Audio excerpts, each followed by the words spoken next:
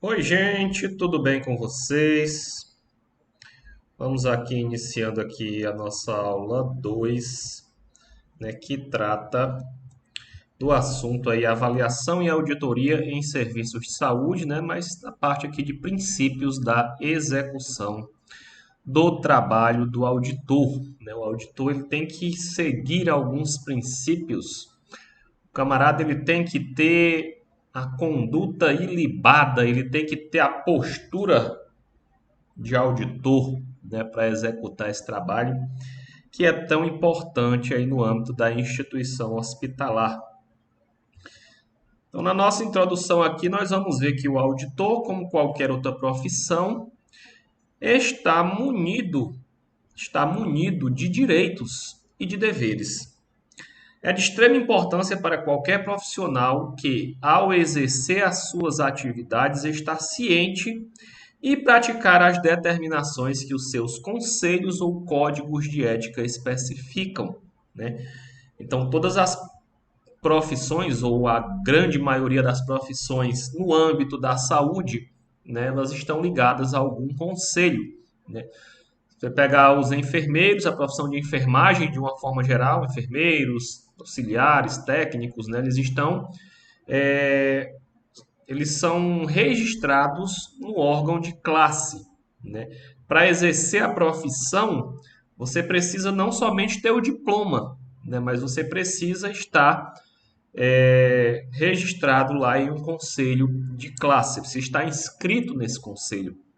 Então, tem o Conselho Regional de Enfermagem, tem o Conselho Regional de Medicina, tem os conselhos federais a nível nacional. E no caso de vocês que serão, né, gestores hospitalares, vocês estão ligados, vocês estão abrangidos pelo Conselho de Administração, né? Então, esse conselho é a ele que vocês vão prestar esclarecimento sobre as vossas condutas e vocês têm também um código de ética do administrador hospitalar, né, que está estabelecido esse código de ética. Vou estar disponibilizando também o código de ética do administrador hospitalar, que ele vai trazer esses valores próprios, né, que tem que ter, que nos são exigidos para exercer a profissão. Então, aqui na sequência, né, nós temos esse código de ética que vai ser disponibilizado, material para leitura e para estudo. Quais características são indispensáveis ao auditor? Transparência. O camarada tem que ser transparente nas suas ações, nos seus atos, no seu trabalho, né? Ele não pode ter nada escondido, não pode lidar de forma a não ter um trabalho claro. As pessoas têm que saber o que você vai fazer ali, as pessoas têm que conhecer a sua forma de trabalhar, as pessoas não podem ser surpreendidas no seu trabalho por algo que você vai fazer, né, que vai impactar diretamente no trabalho delas. Então, a transparência é um parâmetro do trabalho do auditor, nessa clareza das informações. Aí tem a lisura, que é uma característica importante também. Eu trouxe aí o significado dessa palavra, né, que ela quer dizer integridade de caráter. Tem que ser uma pessoa íntegra, tem que ser uma pessoa honesta nas suas ações, uma pessoa reta, né, aos olhos de quem é auditado. Né? Senão a pessoa não vai ter, ela vai faltar com autoridade aí durante o trabalho de auditoria. A pessoa vai dizer assim, como é que ele está auditando o meu trabalho se nem ele faz o dele direito, né? Se esse não tem integridade, né? Se ele... Outra característica muito forte aí é a imparcialidade, né? Apesar de nós termos pessoas mais próximas e mais distantes de nós, apesar de nós termos pessoas que nós gostamos e pessoas que nós não gostamos de conviver, no momento do desenvolvimento do trabalho, espera-se, né, que nós sejamos imparciais. Então, se você vai num setor A, que você é amigo e próximo da equipe, ou se você vai num setor B que você não conhece ninguém, né, o trabalho ele tem que ser desenvolvido de uma forma imparcial, de forma que não se coloque julgo diferente, administração diferente em diferentes pessoas ou setores. A finalidade do trabalho da auditoria em saúde, né, ela é a satisfação do paciente. Então, olha aí nessa imagem como esse paciente está feliz, como o cara está no ambiente hospitalar, né? Parece que ele está assim, em outro lugar de tanta felicidade, com um sorriso no rosto, né? Então, os nossos pacientes, né, que estão nos leitos de hospitais, eles já são submetidos a uma carga muito pesada, né, ao adoecimento, ao processo de injeções, medicamentos, reações adversas, né, os sinais e sintomas. Então é interessante que eles saiam dali satisfeitos com a assistência recebida. Né? Não tem coisa melhor do que você buscar assistência numa unidade hospitalar, você chegar lá e ser bem atendido, você chegar lá e ser bem tratado pelo profissional, você sair de lá curado da sua doença, né? Você se sentir ali completamente acolhido naquele ambiente. Né? Por mais que nunca um hospital vai ser igual ao conforto da sua casa, né? Nunca você vai estar à vontade, nunca você, principalmente dependendo da condição em que você esteja, muitas vezes a gente está acamado, muitas vezes a gente está imobilizado, né? Dependendo aí de situação que possa o ter levado ao hospital, muitas vezes você está constrangido, mas aquele ambiente ele tem que te prover ali uma certa situação que você sai de lá satisfeito, né? E essa é a finalidade, esse é o objetivo da auditoria, é manter o padrão da qualidade no ambiente hospitalar. E aí, qual é a abrangência da auditoria? Ela entra tanto nos aspectos financeiros, quanto nos aspectos educativos, quanto nas questões qualificativas e normativas. Né? Então, a auditoria trabalha diretamente com finanças, nós vemos que essa é a origem da auditoria, inclusive ela começou trabalhando na questão financeira e hoje ela mantém esse mesmo trabalho sobre os aspectos financeiros. Porém, não é só isso, né? Ela também entra aí na questão da educação permanente dos profissionais, né? Na educação de que sentido? Né? No sentido de adequá-los à normativa, à missão, ao que está colocado aí pela administração daquela instituição hospitalar. Então, atuação qualitativa no sentido de melhorar a qualidade, no sentido de identificar incoerências, inconformidades no processo, no proceder, né, no sentido de sanar essas inconformidades e melhorar a qualidade, né? Inclusive hoje tem várias qualificações aí, tem vários selos de qualidade, né, que são atribuídos às instituições hospitalares e obviamente que os seus gestores buscam esses selos de qualidade, de acreditação do trabalho hospitalar e da equipe de saúde naquela unidade. Né?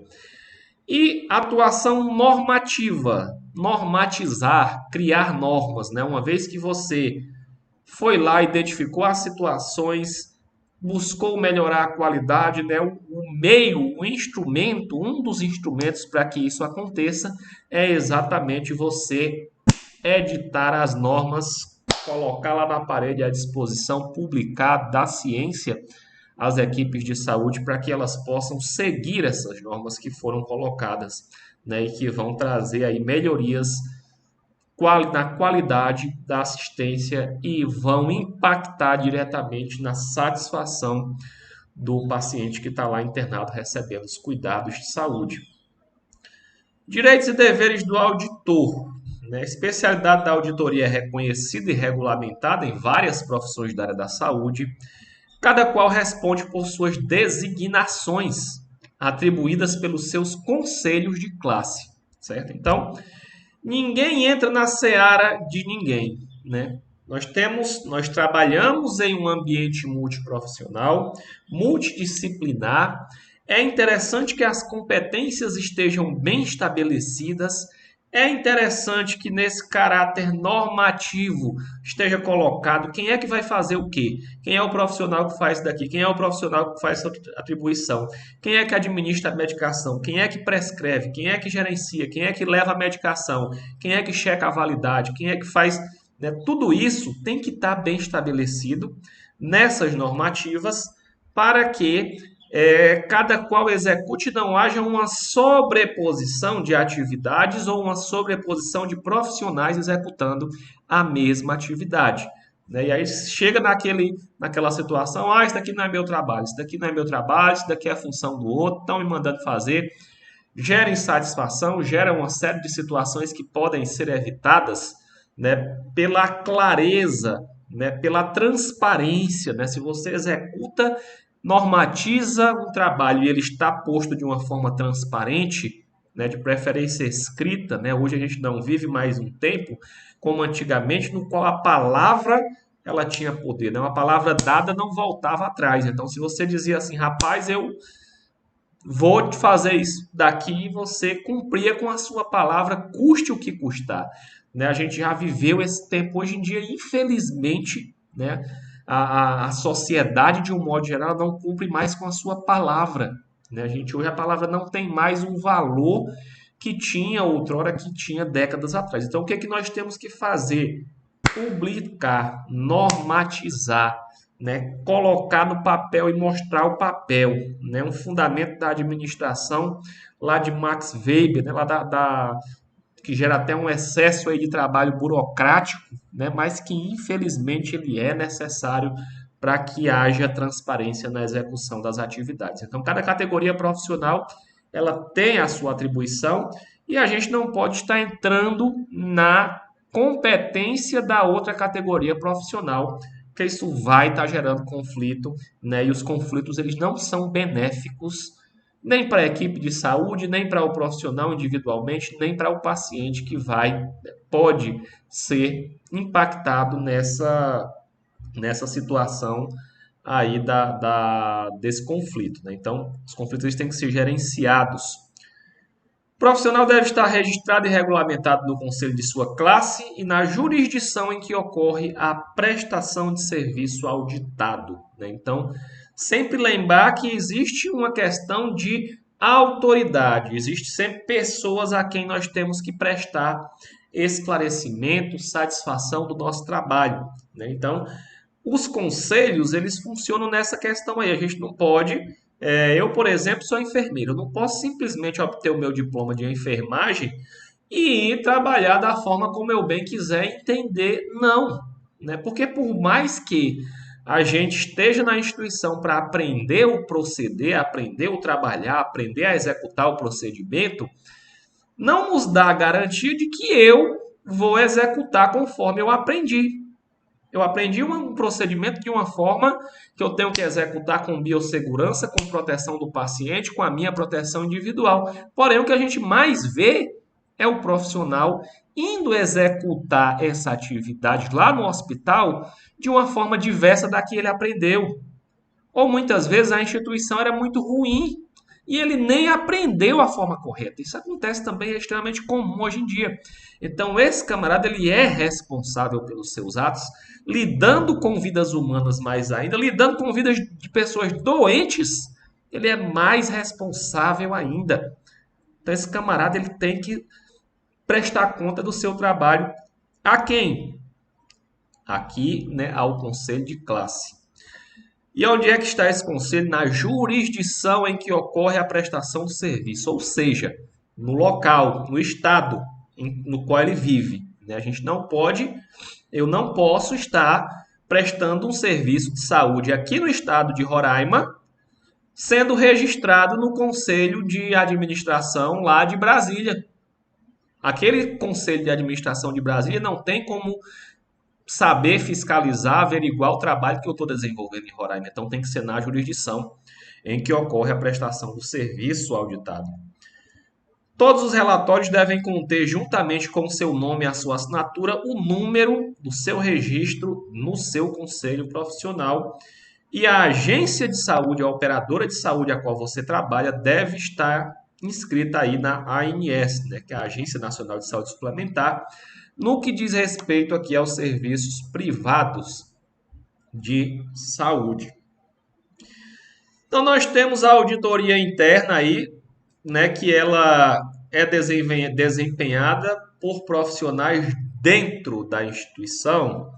Se ela é interna, só pode ser dentro, né? Interno não é fora, interno é o que está dentro. Então, auditoria interna pegou aí dentro da instituição. É a auditoria nos processos internos com o objetivo de sanar qualquer não conformidade, qualquer inconformidade.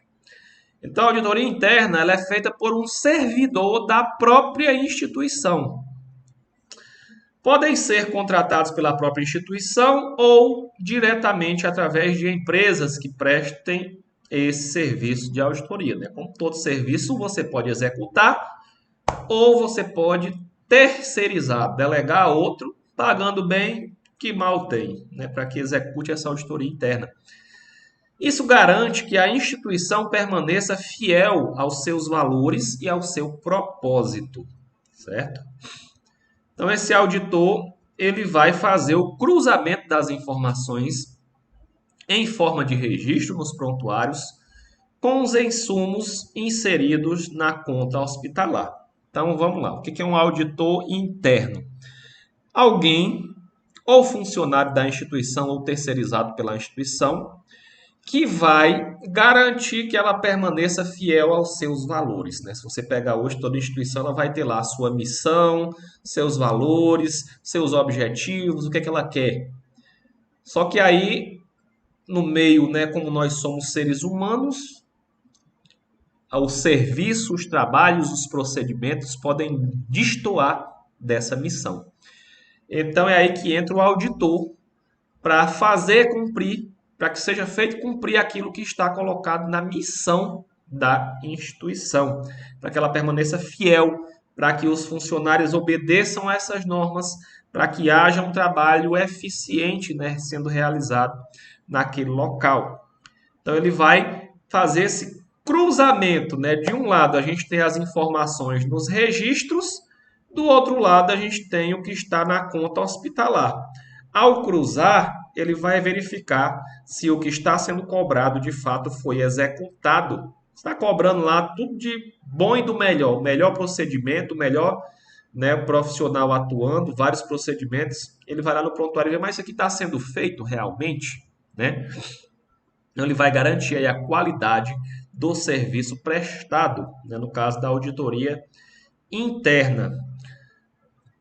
Aqui a gente vai falar da composição, né? Outra coisa importantíssima da auditoria interna, só acrescentando, é que ao vir a auditoria externa, né, que é aquela de fora, o teu serviço já vai estar mais ou menos nos eixos, já vai estar mais ou menos de acordo com o que você buscou fazer, de acordo com o que está posto nas normativas. Se você nunca fez uma auditoria interna, né, na instituição, quando chegar a auditoria externa, o negócio pode ser meio assustador, porque você nunca passou por uma auditoria, nunca teve ninguém que estava olhando para os processos, nunca teve alguém que estava olhando para a adequação dos processos naquela instituição. Então tem aí a composição do prontuário, né? Para fazer essa análise de prontuário do paciente, ele consiste basicamente aí nas prescrições, que é composta pelo registro multiprofissional das medicações, né? Geralmente é o profissional médico aí, geralmente não é o profissional médico que prescreve as medicações no ambiente hospitalar. Tem o profissional de enfermagem que vai executar a prescrição, né? Tem as checagens que são feitas, tem as prescrições nutricionais, os exames laboratoriais sendo solicitados, solicitação de fisioterapia, de terapias inalatórias, oxigênio e vários outros procedimentos que vão ser prescritos.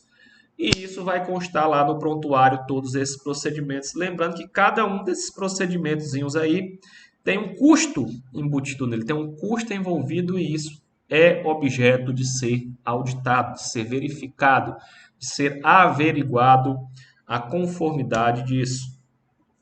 Tem as evoluções, né, que são os registros da assistência prestada ao paciente.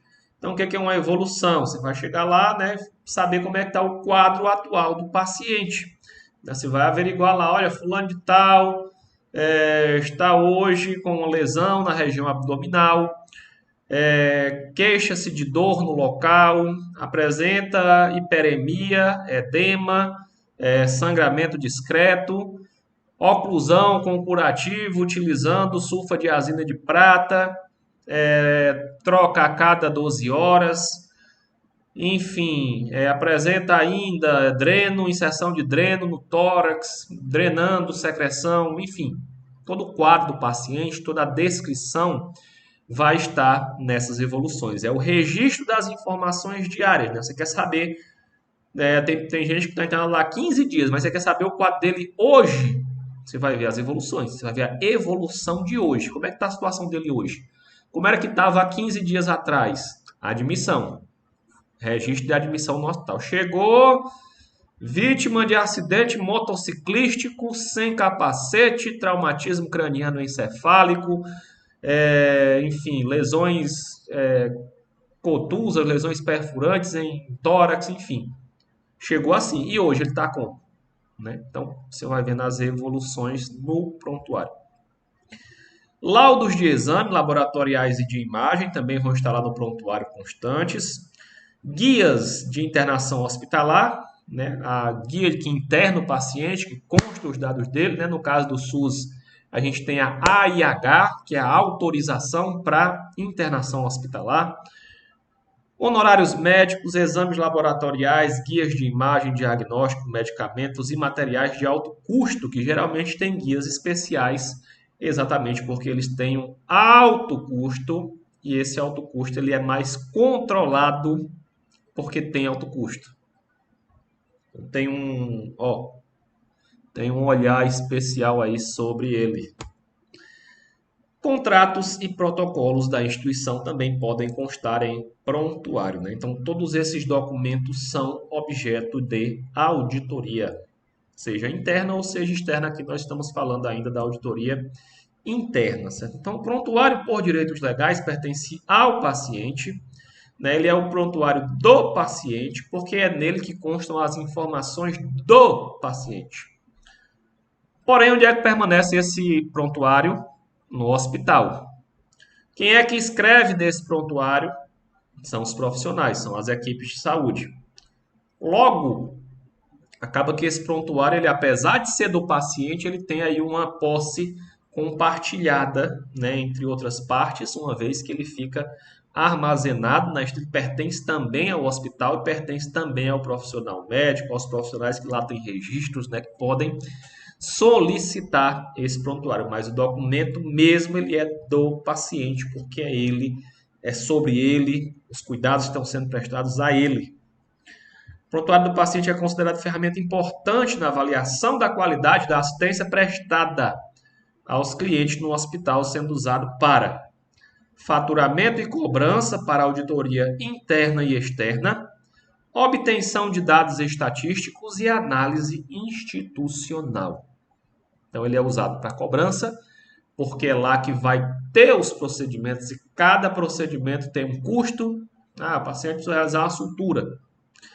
Uma sutura envolve aí utilização de agulha, de seringa, de anestésico, de fio de sutura, trabalho do profissional, uso de antissépticos. Então, tudo isso é contabilizado lá no procedimento, né? E todas essas informações constam em prontuário, certo? Então, para que se evite aí o desperdício, né? Então, tudo é cobrado, tudo é controlado. Serve para obtenção de dados estatísticos, né? Com a estatística do hospital que vai retroalimentar uma organização. É com base nos estudos estatísticos que os hospitais conseguem se organizar. É com base nesses estudos que eles conseguem prever e prover os materiais, né? Entender mais ou menos qual é a dinâmica daquele hospital, qual é o número de pessoas que chegam, quais são as doenças mais comuns, quantas pessoas foram acometidas com pneumonia, quantas pessoas chegaram acidentadas, o que geralmente chega, quanto tempo essa galera passa internado. Toda essa estatística também ela vem das informações que estão colocadas no prontuário e também em sistemas de informação, né? Hoje já se trabalha muito com a questão do prontuário eletrônico, que é uma tendência e que já facilita muito esse trabalho de estatística sobre os prontuários, certo? Com a modernização e o acesso mais fácil às tecnologias e graduações, a população brasileira se tornou mais informada dos seus direitos. Então, hoje, a população cobra seus direitos. Hoje, a população, você pode até exigir de uma forma errada, incorreta, mas a população está mais informada. Hoje, na palma da mão, você tem aqui um instrumento de pesquisa. Então, qualquer dúvida que a pessoa tiver, ela vai. Até a gente aqui para dar aula, hoje o professor tem que ter cuidado, porque você fala aqui uma coisa, às vezes você fala alguma coisa que destoa da realidade, O aluno está aqui, opa, peraí, o professor está, deixa eu pesquisar aqui no Google. Então, hoje a gente tem que ter cuidado com o que a gente faz e com o que a gente fala e com o que a gente com essa organização, né? Qual é a nossa base de organização do trabalho do auditor? A atuação da auditoria: participar efetivamente nos fins lucrativos e financeiros e atuar na qualidade, avaliando e auditando os registros, para que, com isso, nós atinjamos aí a máxima qualidade da instituição hospitalar, né? Não existe nenhum manual universal de auditoria, né? Vou tirar aqui, não existe um manual que dê as normas que sirva para todas as instituições. Cada instituição vai ter a sua forma de trabalhar, vai ter a sua necessidade, a sua particularidade, né? Então, é o auditor, de acordo com a finalidade para a qual ele foi contratado, né, que vai desenvolver os seus processos de trabalho. De um modo geral, tem muitas instituições que nem contratam auditores para economizar recursos, né? Não entendem a importância desse profissional. Então, quando uma instituição entende que ela está precisando de auditoria, é porque você tem alguma missão específica a desenvolver naquela instituição. Então, é aí que você vai, com base, né, no que nós temos estabelecido, organizar o seu trabalho. Então, nós temos aí alguns, não existe uma regra geral, mas nós temos instrumentos que são facilitadores, que nos ajudam, né? Você não está totalmente no escuro, né? Você tem normas, manual e normas e rotinas da CCIH, que é a Comissão de Controle de Infecção Hospitalar. Já foi pessoas que pensaram nessas normas de controle da infecção hospitalar.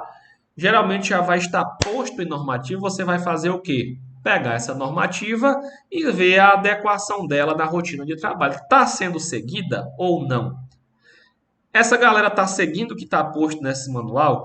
A galera está seguindo o que está colocado nos contratos, nas tabelas de cobrança, nos manuais da farmácia, nos protocolos de materiais cirúrgicos? Isso está sendo utilizado da forma correta? Ou está sendo utilizado com desperdício? Ou está sendo utilizado material divergente, diverso daquilo que está preconizado? Ou está dizendo que tem que ser feito um procedimento e está se fazendo outro diferente? Ou está dizendo que o paciente tem que ser bem tratado e o cara está sendo mal educado, grosso, com aquele cara que está doente? Tem que ser visto. Tudo isso são instrumentos que vão facilitar, né, o trabalho da auditoria. E por fim nós temos aí as bibliografias, as legislações e as literaturas científicas. Os auditores internos participam também das negociações entre prestadores e operadoras, né, em conjunto com o setor de contratos, contabilidades, custo e faturamento. Então, nós temos as operadoras. Quem são as operadoras? São os planos de saúde. Nós falamos aí que essa medicina de grupo, né, que são os planos de saúde, eles surgiram ali em meados da década de 70, né? E nós temos também os prestadores, que são os hospitais, as clínicas e os laboratórios. Então, os auditores internos participam da negociação entre o hospital, a instituição hospitalar e o plano de saúde ao qual ele está integrado, ao qual ele está conveniado ou pelo qual ele foi contratado. No caso aí, né, como é que acontece esse procedimento e onde é que entra o trabalho do auditor? Se você observar aí, o que é que nós temos na primeira imagem? Uma pessoa ali com Covid-19, né? A pessoa está doente, tem ali já um copo d'água, né? Já está ali com ele preparado ali para fazer uma hidratação. A pessoa está doente. Ela está doente e ela tem um plano de saúde, né? Que nós estamos falando da auditoria do sistema suplementar. Então, o que é que ela faz quando ela está doente? Pega aí, menino, meu cartão da Unimed, da GEAP, enfim, de qualquer plano que seja, do Apvida, e ela vai lá buscar um atendimento no plano de saúde. Só que o plano de saúde em si, ele não tem serviço hospitalar. O plano de saúde, ele contrata quem? O hospital. E aí o hospital é que vai prestar o serviço para a pessoa que contratou o plano de saúde. E aí a pessoa vai lá, recebe a assistência de altíssima qualidade e fica aí, ó, feliz, feliz da vida, sai curada, se recuperou, segura a plaquinha lá, eu venci o Covid e foi embora. Só que aí entra nessa relação aí entre o plano e o hospital. O plano contratou alguma coisa do hospital, o hospital prestou assistência à saúde, né? Então, existe um contrato, existe um jogo de relações, existe uma assistência que foi prestada, existe um custo de hotelaria, de assistência médica, de materiais, e aí é que entra o trabalho do auditor nessa relação no sistema suplementar. Então, o plano de saúde ele tem seus auditores, o hospital ele deve ter os seus auditores para que eles estejam vendo a adequação desses processos e desses fluxos, né? E aí vai ser feita a averiguação desses processos na manutenção do que está colocado nos protocolos. Ao negociar e transcrever um contrato, deve-se levar em conta que todos os itens negociados devem estar devidamente esclarecidos para não causar interpretações equivocadas.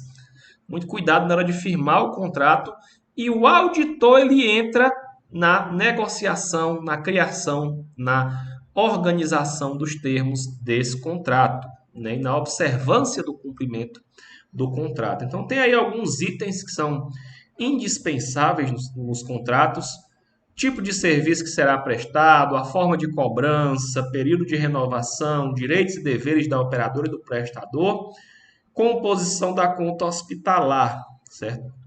Além de ele ter o objeto dele, por que ele está sendo feito, a natureza do contrato, serviços contratados, quais são seus valores, os atos, procedimentos, os prazos, penalidades se não for cumprido.